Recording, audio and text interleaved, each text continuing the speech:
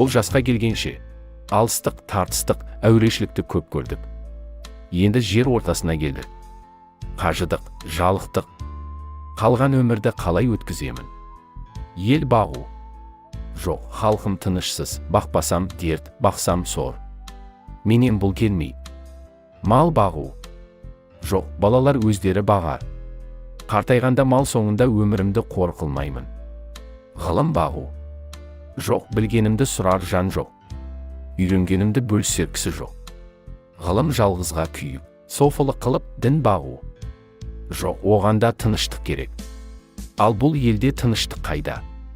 Балаларды бағу. Бағар едім, бірақ қай жолға бастаймын? Қай елге қосамын? Жол көрсетер орын таппай отырмын. Ақыры ойладым, ойымды қағазға түсірейін. Ақ қағаз бен қара сия ендігі ермегім. Кімге керек болса оқыр. Керек емес болса өз сөзім өзімдікі.